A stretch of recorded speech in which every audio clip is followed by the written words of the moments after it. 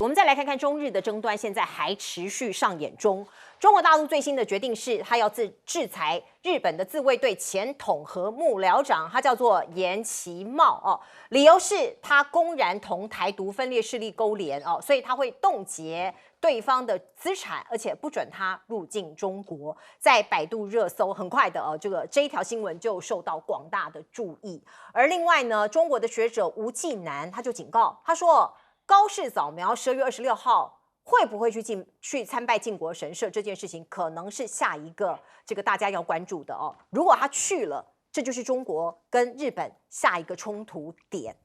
因为高市他2014年的时候曾经参拜的照片都还在这里哦。那他会不会趁着名气可用哦，在这样的状态之下就去参拜了呢？而另外呢，还有一个迹象就是大熊猫。我们知道呢，这个中国大陆的熊猫外交哦，这个兴盛一时。那日本的上野动物园也有一对。叫做这个熊猫小小跟蕾蕾哦，他们本来应该是这个在2026年，就是明年的1月下旬哦，这个才更晚才要归还给中国。可是现在呢，已经确定了，提前在明年的1月下旬就要还给中国了。有一些熊猫爱好者，当地的一些小朋友就是说，怎么会提前呢？是不是因为现在中日的关系变得不可收拾，所以有提前这样子把一个像是外交上面比较和缓或是友善的这个动作，把它给终止了呢？那日本自卫队现在是不是有其他的想法哦？他本来只能保护自己，可是他加入了全球部署。这是来自于央视新闻的报道，说是今年的9月，日本航空自卫队第一次参与北约的联合演习。向北约4个基地部署8架军机，然后有180人。那2个月之后，我们看到日本的陆上自卫队也第一次参加北约多国空降的演习哦，所以你看到它是第一次踏入欧洲军事演习的场域。过去曾经日本也讲过他们要做这个亚洲版北约哦，所以是不是已经有了一些苗头了呢？央视新闻又再度报道说，其实日本对于太空也有野心，他们在策划太空珍珠港事件哦。这是来自于对岸的军事评论员魏东旭，他说日本现在虽然对外是宣称要处理太空垃圾，可是他认为日本真正的目的是在轨道层面具备兵力长时间的驻留能力。这是真的吗？我们看到包括这个日本，他现在某种程度对美国对日本的支持度这件事情，他可能也有一些疑虑。包括你看到美国总统川普第2任的国家安全战略 NSS 前一阵子不是公布了吗？可是跟日本不同调，所以日本的外务省官员还是有一些担忧，因为他这个文件里头其实提到了 G2 包括中国大陆崛起如何所以呢，他觉得在这个日本政府内部其实有一些不安这2个月都没有消除这样子的疑虑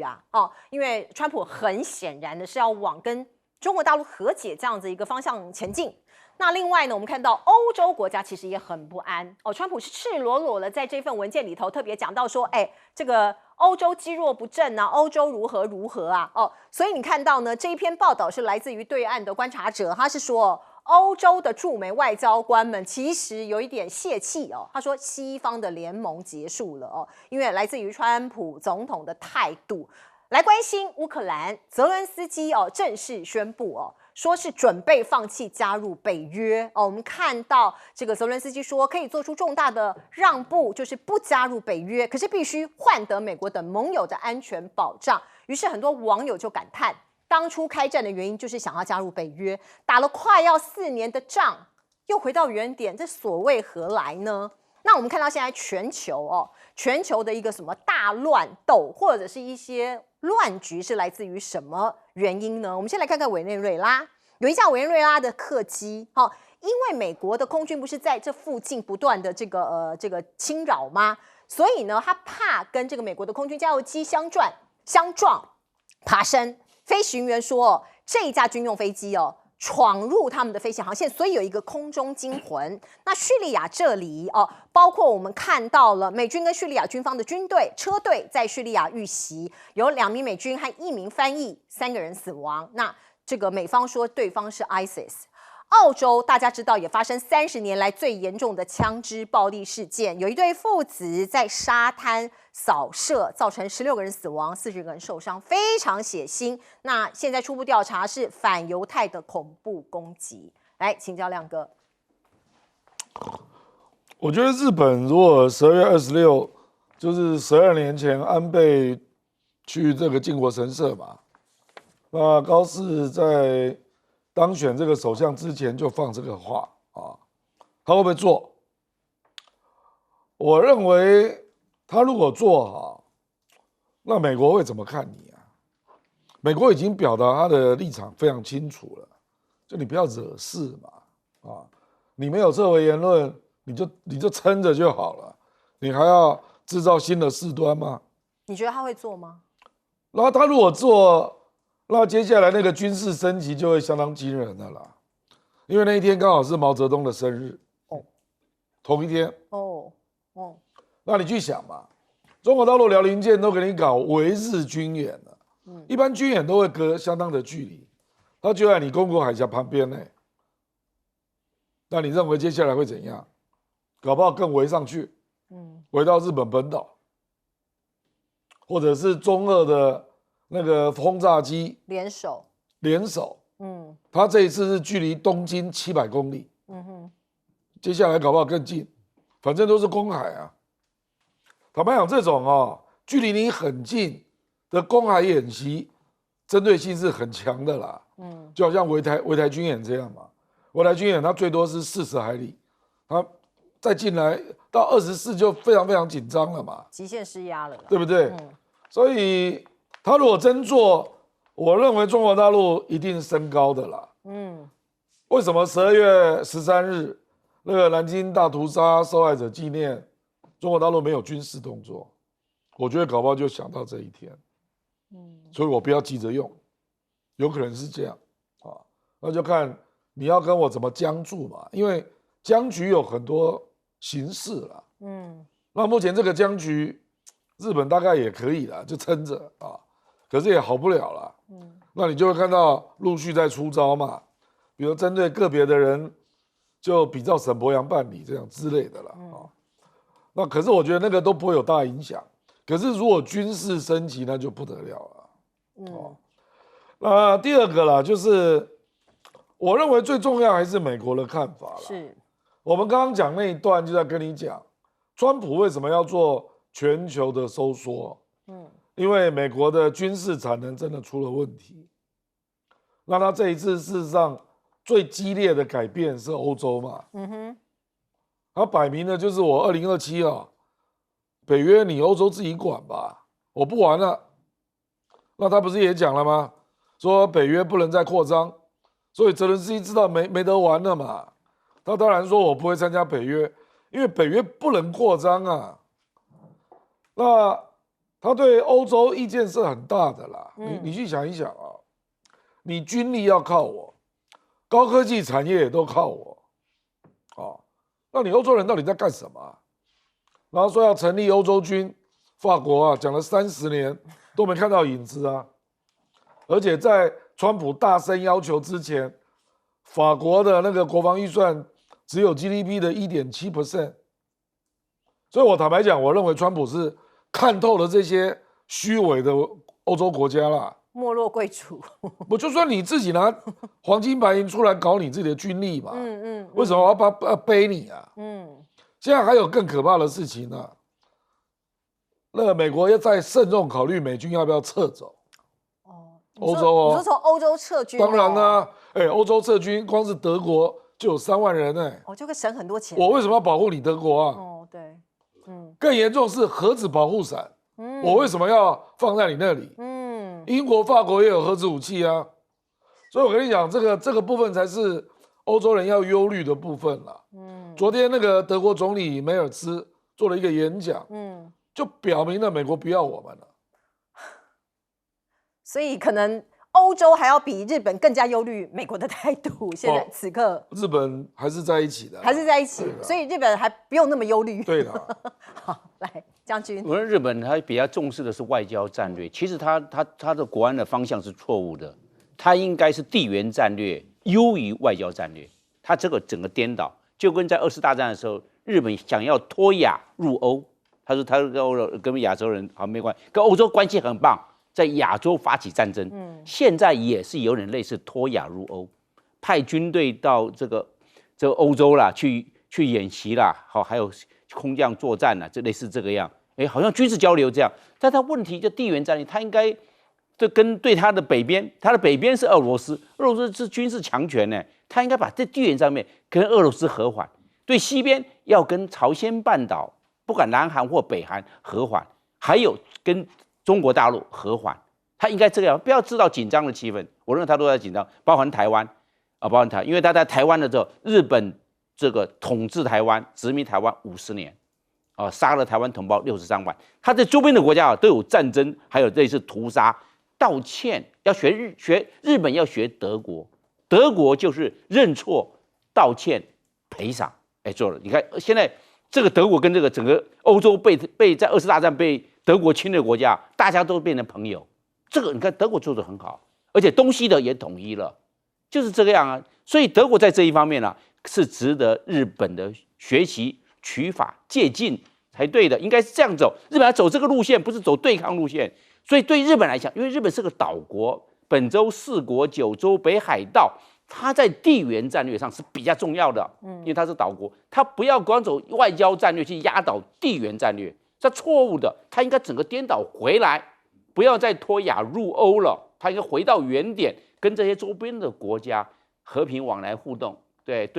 这个2次大战。他这个日本所犯下的战略的错误来认错，来道歉，来赔偿，我认为这才对。另外我们来看泽伦斯基现在的俄乌战争呢，打了3年10个月了，现在回到原点了，不能。他现在泽伦斯基也讲了，我们不加入北大西洋公约组织，那你当初不是要为了加入国家西洋，所以俄罗斯就出兵了？你当初讲不就得了吗？这几10万人的乌克兰的这些战士还有老百姓的死亡，那就省下来了嘛。那现在欠了几千亿美元的外债怎么办？国土也丢。现在到现在为止，不管是28点协议或19点协议，都是要割让土地。那你看看，赔了夫人又折兵啊，对不对？又损兵折将啊，又丢到了国土啊。同时，美国是个大赢家，美国还要拿掉乌克兰的稀土，你怎么办？你现在乌克兰怎么办？当初知道就做，所以他整个的泽连斯基他是个喜剧演员，结果悲剧收场。那现在变成。这个乌克兰的整个的国安战略鬼打墙，回到原点，那白死的人怎么办？白花的钱怎么办？欠那么多的外债怎么还？这些都是大问题啊！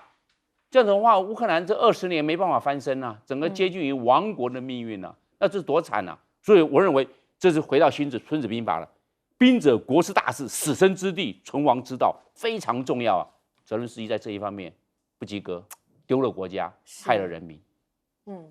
来请教何谦。是这个日本外交官对于美国现在立场感到担忧啊，毫不意外啊，因为从这个刚刚公布的国安文件可以看到，其实里面通篇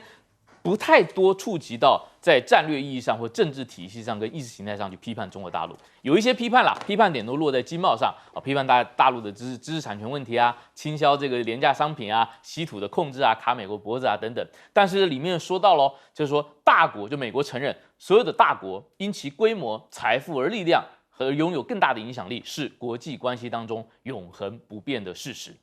这个也从 Trump 跟这个在调停俄乌战争当中，永远对俄罗斯高看一眼，然后对乌克兰是压抑着，要求乌克兰去接受俄罗斯的一些条件，这个是可以看得出来非常鲜明的一个实践。所以美国在日本在这个文字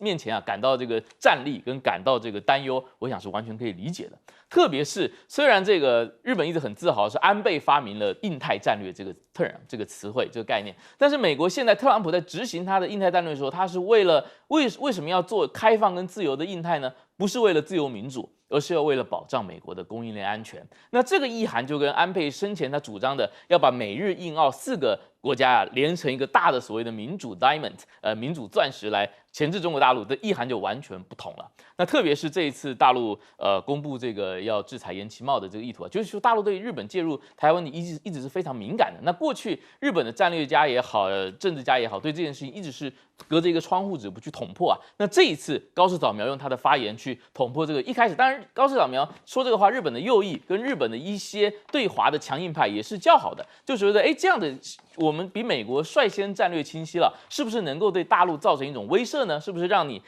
如果你要处理这个用武力处理台海问题，你不只要面对台湾哦，你还要面对日本哦，可能还有背后的美日安保，他觉得他这样能够这个达成一个威慑的效果，没有想到大陆说你战略清晰，那我比你更清晰，你并没有威慑到我，反而我要告诉你，如果你介入，那你要迎接的就是美日安保一起整个被拖下水。那这个话讲得很明朗之后，Trump 是当然不愿意的。那回过来，我们再看到俄乌这边啊，就是那最近这个欧洲的发言人、欧洲的领导人，大概也都感觉到川普对泽连斯基政府对于乌克兰慢慢失去了耐心，所以 Merz 德国的总理就说 Pax Americana 这个美国治下的和平已经结束了，接下来我们欧洲人要靠自己。意大利的总理梅诺尼其实他也公开的向泽连斯基喊话说，或许乌克兰要去考虑做一些痛苦的牺牲。那现在泽连斯基这2天也说了，可能他可以接受60天到90天之内要重新举行选举举行这个因为战争而延宕的总统大选。那举行选举的话呢，按照泽连斯基现在民调现在没有很高在民调当中，最新民调愿意还支持他的选民大概只剩下2%到2.5%左右，所以他也有可能自己就不参加这个大选了，留得一个在历史上独特的地位。那或许这也是川普的做法了，我处理不了谈判，那我先处理掉成为问题的人，把这个大石头给先搬走。是，接下来我们再来看看科技战 ，AI 现在是所有国家在必须要争夺的一个场域。习近平在10号的时候呢说了一段话，大家来看看，他说在关税战、贸易战当中打出了中国人的志气、骨气与底气，彰显了我们的硬核实力，赢得了国际社会的尊重。他特别提到了 AI。那英国的《金融时报》有这么一篇报道，他特别讲到说，美国 all in AI 他在 AI 这个领域把所有的资金都投注了可是中国大陆是多线下注，那他的这个结论是美国可能会输得更多。那另外呢，我们来看看包括这个《金融时报》的这个结论是说，真正名列 AI 的是美国。那中国在 AI 竞赛的新打法是什么呢？它助推科技初创公司加速上市，包括扶植本土的新创企业，像是大家都很耳熟能详的 DeepSeek， 还有呢，包括用88天就获得了批文上市的中国版辉达的摩尔县城这个最近在中国大陆的股市也非常的夯所以他就是鼓励这些新创的企业赶快的做一些发展。那摩尔县城为什么会这么受到瞩目呢？它打通了陆产 GPU 产业的闭环我们看到包括说是摩尔县城选择了最难、天花板最高的一条线全功能 GPU 路线，追求一心多样，它就是从最顶的开始攻下那如果它成功的话，那就不得了了。现在大家也都在期待它可以成功。而另外，我们看到王毅此刻正在访问沙烏地阿拉伯，他跟王储穆罕默德举行了会谈那他强调中国将在15-5第15个5的时期进一步扩大对外的开放。那你也可以看到中沙之间的互动越来越紧密，包括这一次访问，两边都加强了由新能源、人工智能还有高新技术这一些方面的合作而且大家可能不知道，沙烏地阿拉伯的 AI 排名在世界的第3位，第1名是美国，第2名是中国，第3名就是沙烏地阿拉伯所以很多人也是蛮惊讶的。而我们看到呢，专家就讲了，沙烏地阿拉伯它启动一项价值60亿美元的数据生态系统总体的规划它做了一个很大的计划所以呢，它会有一个无限土地还有丰富电力资源的资料中心它就是目标就是要把沙国打造成数位处理的强国。所以你看到包括亚马逊的 AWS、谷歌云端还有微软这些科技大厂都已经在这里做了一些投资了。那我们也可以看到包括美国当然也在观察中国跟沙国之间的交往跟连结，他们也会担心因为你看到华为还有中国石化这些国企已经占据并且进入了沙国关键市场的重要的一些份额。像是这些市场过去可能都是西方国家掌握的，可是现在都换成中国大陆的这些大的企业所以在沙国2030年的愿景框架之下我们可以看到中国大陆的它的这个参与力已经越来越强了，包括从普通的合作伙伴，现在是主要的参与者像是习近平2022年的中东行，像这样的画面也让人家留下了很深刻的印象。而从军备的角度来看，中沙合作对美国来说也是一个很重大的挑战，因为过去我们知道沙烏地阿拉伯的武器都是美国供应的它也是美国武器的最大买家。可是现在不一样了有一部分的军事需求，它从中国来，它去跟中国买，所以美国能不紧张吗？来，亮哥，沙烏地阿拉伯军备主要是因为美国有一段时间卡到以色列了，所以美国不能卖。因为以色列反对这里面最有名的就是东风飞弹东风的飞弹，沙烏地阿拉伯大概从东风3就开始买了，买到21这里面有没有核弹我都怀疑那是中国大陆现场协助操作那另外就是彩虹无人机它整个生产线也移到沙烏地阿拉伯，那为什么？因为美国不卖所以没有错，他那个战斗机就是美国的，那可是以色列就反对你卖一些比较高端的那个军武嘛，所以就导致中国得到这个机会那我们知道沙烏地阿拉伯什么都没有，就是有钱嘛所以就是谁能够协助我就欢迎他来那中国大陆最厉害就基建嘛所以你去看从利雅得、吉达到那个马蒂娜。那个高速铁路跟高速公路都是中国盖的还有沙烏地的国家铁路网有好几段也都是中国盖的那他在开发，你刚刚讲到2030年那个未来城未来城华为就拿到储能设备，然后里面就华为已经进去了那个中东地区都开放华为美国怎么抗议都没用因为他们很早就进去了，所以也用华为的5G基本上就是这个状况。所以等于是，然后工业制品，因为坦白说，美国的民生工业一般也没有嘛，对啊，所以你如果去那一带看就是这个沙烏地阿拉伯啦、阿联酋啦，还有卡达这3个中东地区最有钱的国家大概基础建设、一般民生用品几乎都是中国货了。那美国当然有卡进来了，就是 AI 的基础建设所以你刚刚看到亚马逊谷歌那通通都进去了。对啊，微软这些。所以目前的状况，我觉得是沙烏地阿拉伯就有这种条件两边都可以，两边都非常好，都很好，两边关系都非常好可是他也不敢得罪美国，为什么呢？因为你那个萨拉曼现在还是王储而已你不听我的话。只有谁有能力搞政变，也是美国，因为我可以支持你的叔叔而且美军基地在这一块地方那么多个，所以美国在沙烏地阿拉伯还是有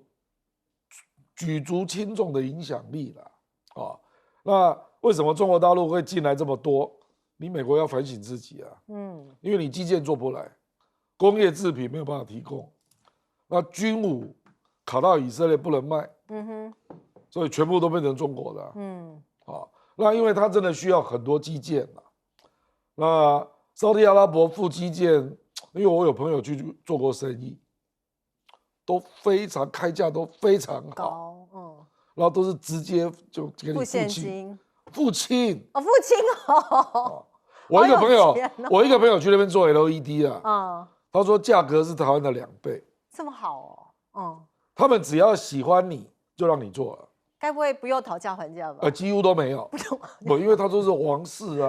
那王室负责某一块，那权力都是他决定，那他拍板就全部决定了，那付钱用阿萨里也不会欠债，反正你只要跟他关系越来越好，所以你看川普的女婿一天到晚往这里跑，对，因为可以赚到非常非常多的钱那我觉得他也是聪明的王室啦，这个萨拉曼未来一定是英主啦，他如果接上国王，他还可以做30年，对，因为他很年轻，对不对？对。那他真的看到了石油的依赖的危机，是，所以要迅速转型，是没有错。那新时代的石油就是数据嘛，是啊，所以我觉得他是蛮聪明的，脑子蛮然后网络要上来啊，那谁的网络做的最好？华为啊，又便宜，然后还愿意派一整队在你那边负责维修，所以我是觉得，我是觉得领导人是蛮优秀的啦。好，我们进一下广告。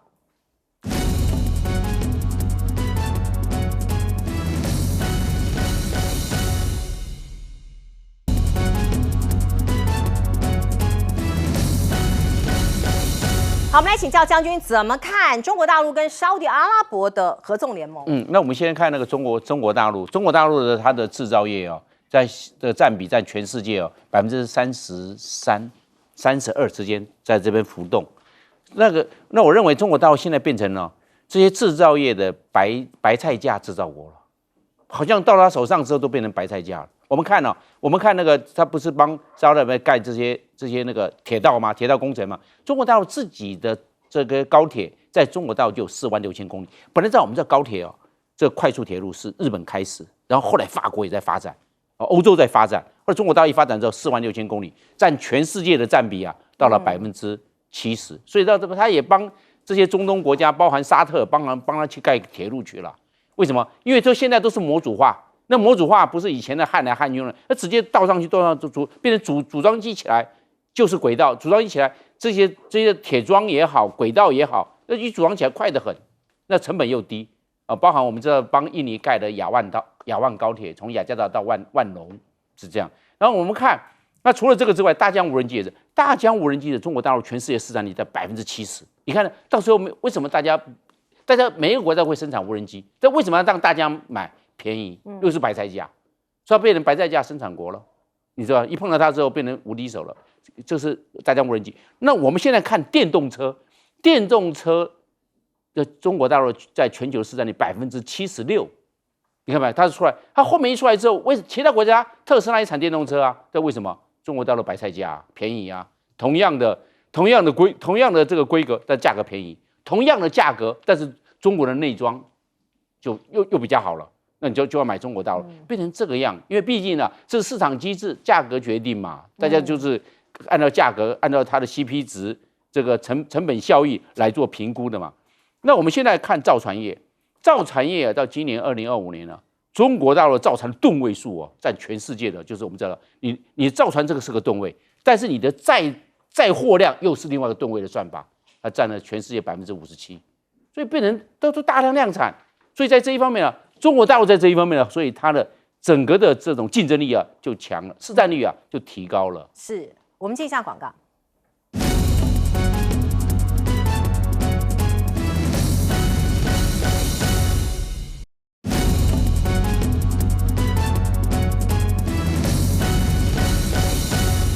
好，请教何谦怎么看？是，其实中国大陆长期以来对于要介入中东或者布局中东到什么程度啊，这个步子迈得多大，这个内部一直有很多的争论啊。特别是大家可能还记得2023年的时候，那时候其实中国大陆出面调停，让沙烏地跟伊朗这一对中东地区的宿敌冤家两家坐下来和解，甚至复交。但是呢，结果后来这个同年2023年10月，加沙战争就爆发了。那再加上 Trump 上台之后呢，这个对伊朗又重新采取了非常严峻的这个态度啊，就反而让这个沙特跟这个伊朗的和解目前看起来是有一点卡壳。但是我想大陆找到了一个新的切入点，就是说我不去介入你这个千百年的非常复杂的这个历史恩仇，而且瞬息万变，我反而来介入，来参与你的经济建设。现在所有的中东国家，特别是以阿联酋跟沙特为代表，他们都非常努力的要去做降低石化能源收入，去增加非石化部门的这个收入的这件事情啊，去着眼他们国家的长远的发展。那特别是到2025年，我看到第二季啊，这个沙特它的这个非石油部门的收入呢，其实已经跟石油部门的收入几乎要打平了。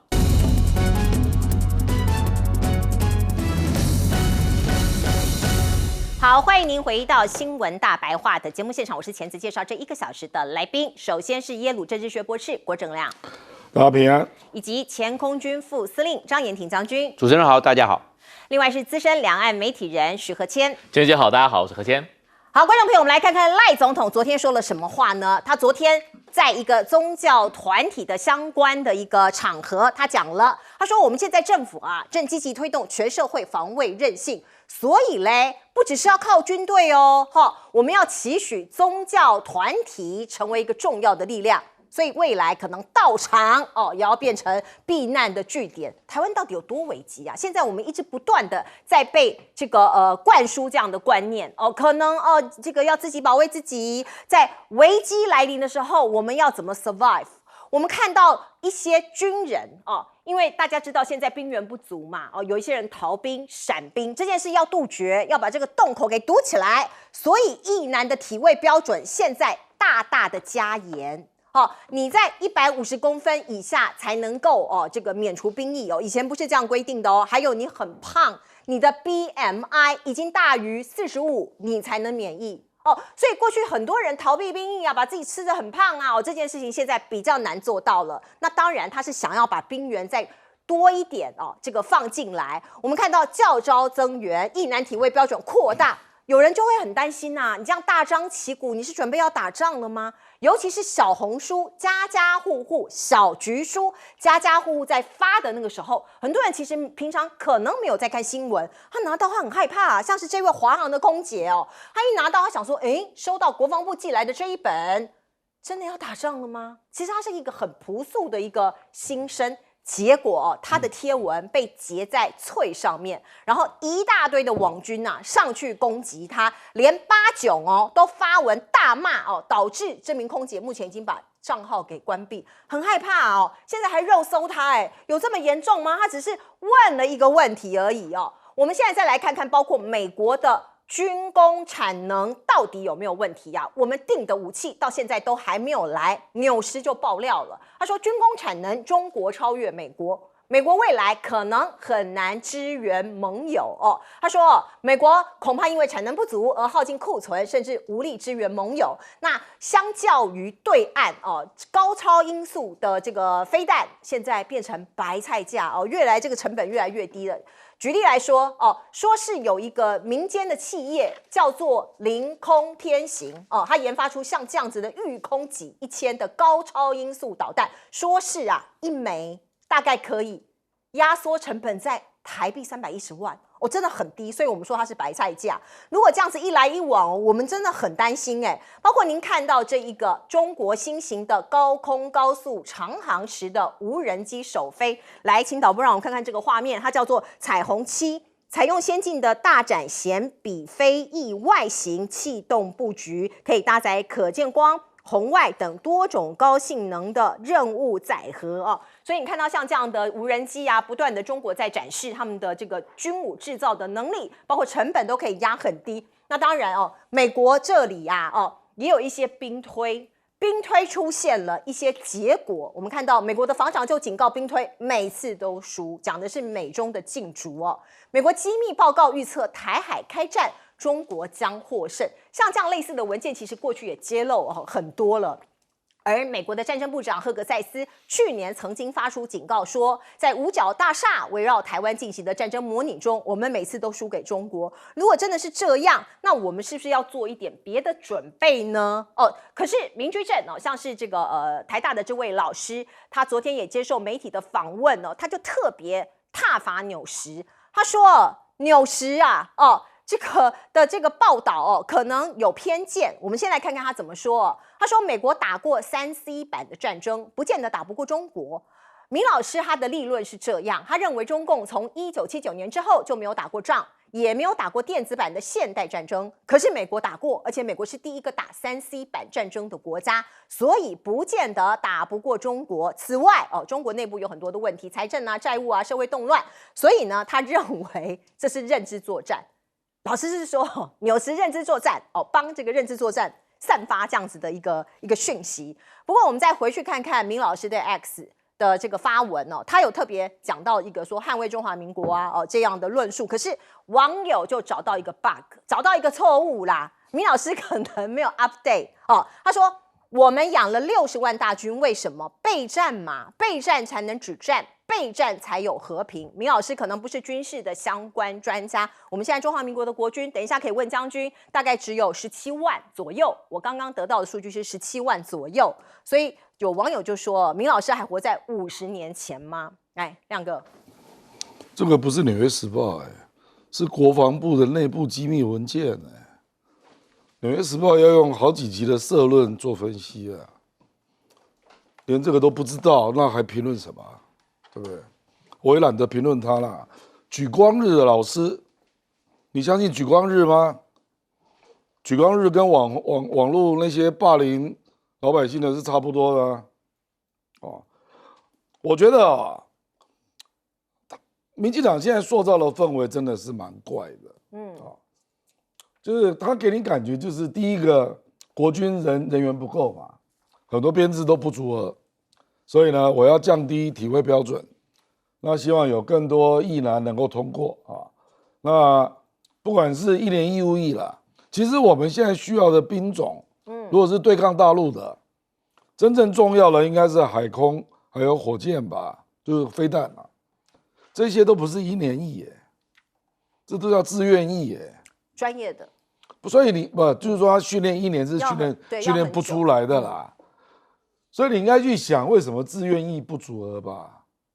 你降低体位，让义务役更多有什么用？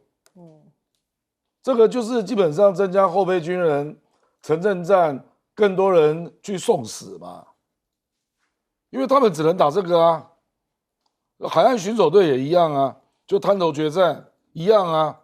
都是送死的你的意思是说他们变沙包吗？本来就是不是沙包啦，菜包啦。菜包。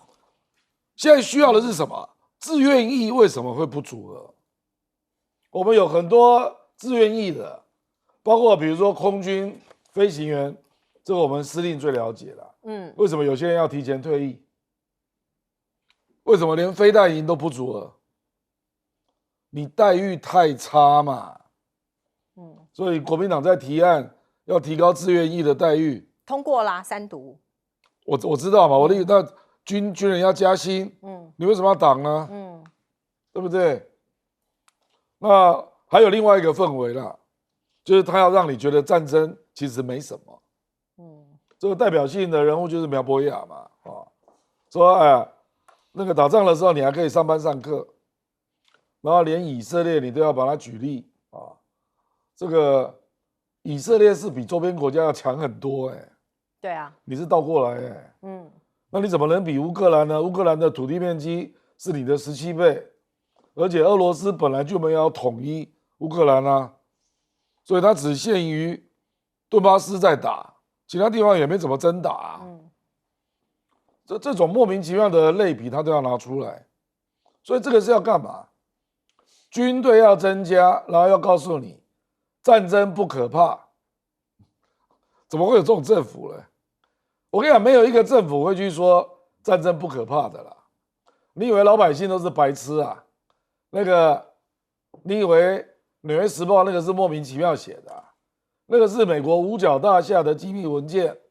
而且标题就叫 overmatch。overmatch 就是美国被人家碾压了 ，overmatch 被人家超过了。嗯，你以为这是单一文件吗？那美国的国家安全战略呢？为什么要全球收缩？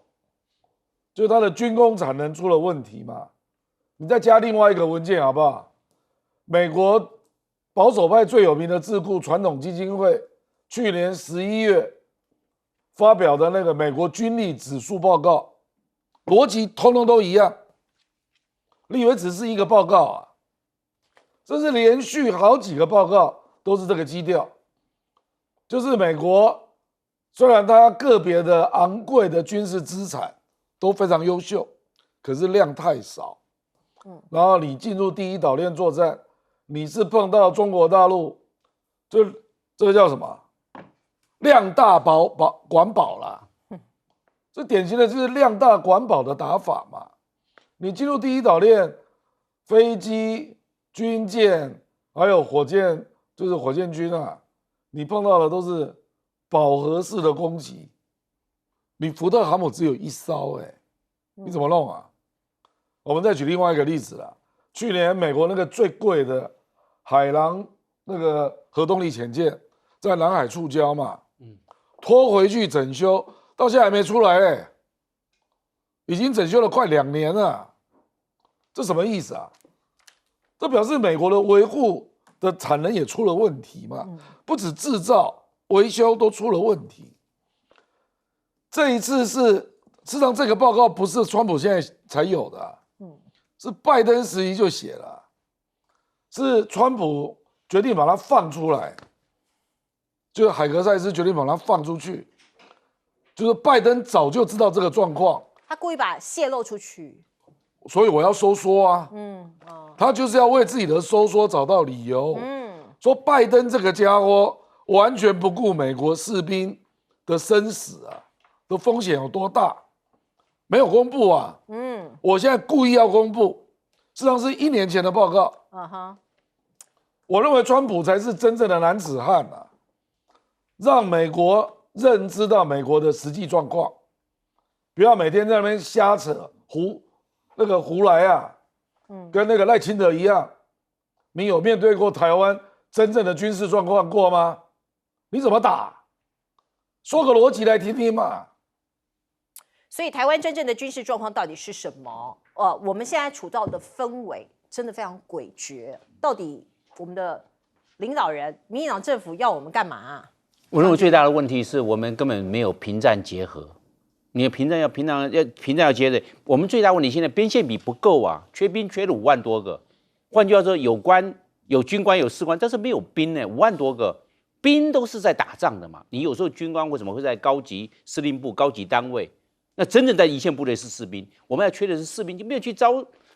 招生，没有去招募，把这些士兵弄满嘛。那其他只要边境米不够，其他的全部是空谈。你不要说编1.25兆买这些武器装备，你编5兆也没有用啊，你没有兵嘛，缺兵缺的严重，你编5兆都没有用。他们弄错方向，这些国安高层哦，不食人间烟火，真正的问题他没有去处理、去面对、去解决，眼高手低。你真正的还有一个，我们现代化也不够。我们现在就算买了那66架 F-16V 啊，第4点不在，我们都拿不到。2019年就付钱了，本来是到今年就要通通到位，2023年到2025年就能通通到位，到现在1架都没有，也没有任何1架第5代战机。中国大陆第5代战机就有300多架，光讲歼20就有300多架，那其他的歼35还不说。你看我们到现在为止多少的没有去准备，大家视而不见，都编那么多钱，但是边线比都不去找。还有一个我们可以知道，士气也很差，士气非常低落。为什么？1万多个人退场机制赔钱，宁可赔这9亿，赔这个钱呢、通通加也赔，他也要退场。这1万多个人，为什么不？他为什么有没有去想一想，他为什么要离开？好不容易训练出来了，变成一个合格战斗兵，但他要离开，是什么问题出在这边呢？国安高层有没有去想？有没有去面对？有没有去处理？完全没有。那问题就摆那边，只想买武器，武器先不要买，先把人编组再说，这个非常重要的。然后另外一个，我们就是打仗打空权了，没有空防就没有国防。那现在我们有没有办法掌握空优？我们的飞机都是那么的老旧，30年了。你这个金国号战机30年了，那个幻象2000跟 F-16也30年了，快30年了，都那么老旧，一架新的都没有。买的 P3C 也是旧货啊。现在通通都旧的飞机，要打现代的战争，怎么去打？这个都不务实。我认为国安高层都蒙了眼睛，在那边，然后现在编那么多的钱，然后缺那么多的人。现在我们的这个招生的标准啊，已经是全世界最低的了。身高190公分，150公分，这个女生150公分，男生有152公分，降到150公分，这全世界最低的了，没有那么低的了，也还是招不到。怎么办？这个问题，国安高层从来没有去好好的检讨、去处理、去面对，这是我认为这是最大的问题。然后基础建设也不够。你今天要真的打仗，我们台湾的陆地纵深平均就20公里，从海岸线到丘陵20公里，其他丘陵跟中央山脉，你现在可能要开发中央山脉了。为什么？因为没有陆地纵深，你现在中央山脉都不开发，还放在那个地方，还是荒烟蔓草，这个渺无人踪。你现在平地的纵深只有20公里，你怎么样去打这个战争？有没有去好好想一想，怎么样面对未来这种快打速决、中共的这种快节奏的战争，我们怎么样去面对？不是说把武器弹药放在庙里面，那是信仰中心、人民的一个文化。那个宗教的一个中心，你把它放那边实际吗？我认为这个国安高层人都没有好好去检讨去面对，我认为这个才是最大的国安问题。是，何谦是每次听到这个政府讲全民防卫韧性啊，尤其要把这个民间的场所整合到这个战备当中，我心里就会揪一下，因为有一件事情，其实政府高层一直没有向民间交代清楚啊。在2次世界大战之后呢，1940年代到1970年代，其实全世界完成了一道叫做国际人道法的体系。说到人道法，它其实就是讲如何制定交战的规则啊，打仗也是有规则，它是有一整套的日内瓦公约体系来建构的。那其中最重要的精神就是去区分在战争行为发生的时候，战斗员跟平民啊这2种人是有2种不同的待遇的。对于平民，你是不能够威胁他的生命的，甚至你如果是一个合格的、合法的这个交战的行为的话，职业军人跟职业军人的对战之前要先确认，再三确认你攻击的对象是不是包含平民。那所以这一次啊，就说，当然这一次赖总统他说，这个希望绵密的道场网络转化为紧急避难跟物资集散的据点。但如果作为避难的据点，如果是平民避难据点，我觉得大家没什么可说的。但是他如果作为军人避难的据点，以及这个物资集散，它是到底只是这种防御性的这种生理性的，比如止血带啊、医药啊、药品啊、帐篷啊、这个电池、手电筒，还是说你要把子弹，你要把这些军械也都放在民间的这个宗教场所的网络？那这2个是天差地别的。因为如果是后者的话，如果是说在战时要动员民间的场所来储存囤积战备物资而且是军用战备物资的话，那理论上这些场所也就会变成对方合法打击的一个准军事的目标。在过去3年多，快要4年啊，这个俄乌战争，我们常常会看到很多人道的争议，就说乌克兰就会说我的一个孤儿院，我的一个医院被打击了。那甚至包括在以色列跟这个哈马斯的战争中，也常常发现这样的争议。以色列就轰炸加沙地带的某家医院，然后理由就是因为你的这个坑道里面，你的医院地下室里面都有军人或囤积着这个一些火箭弹啊，或者是防空的武器那这就会造成很大的争议。所以政府到底要用民间的这些场所，到底要做什么？我觉得这必须要跟民间来说清楚。那民意代表也要负责监督的责任那最后我们来看一下赫克塞斯。赫克塞斯其实上礼拜美国的国家安全战略公布之后他在雷根国防论坛上也说了一句重要的话，他说冷战之后美国单极体系的时代已经结束了。就是刚刚亮哥也说到，美国不愿意再无止境的去做全世界的警察，去做全世界的警长，他只要把他有限的国力跟有限的军力投射到他最在乎的事情上。那他对中国大陆呢，他也说，他也承认了中国大陆的军事扩张非常迅速、有力而且全面。但是他说，美国的发展目标不是要去 dominate China， 不是要去主宰或者宰制中国大陆，也无意限制中国大陆的发展。美国对华的战略是追求一个权力的平衡是确保中国大陆没有办法取得压倒美国及美国的盟友的能力。所以用一句古话来说，其实攻守之势易也。过去这个美国是要去倾尽国力去围堵孤立，甚至是要去打倒中国大陆。那这次他现在往后退了一大步，他承认说，我能做的就是维持战争不要爆发，冲突不要爆发，来保障权力的平衡。那我想这个大的变局它的发酵的效应还有很多，台湾也必须要去好好的思考。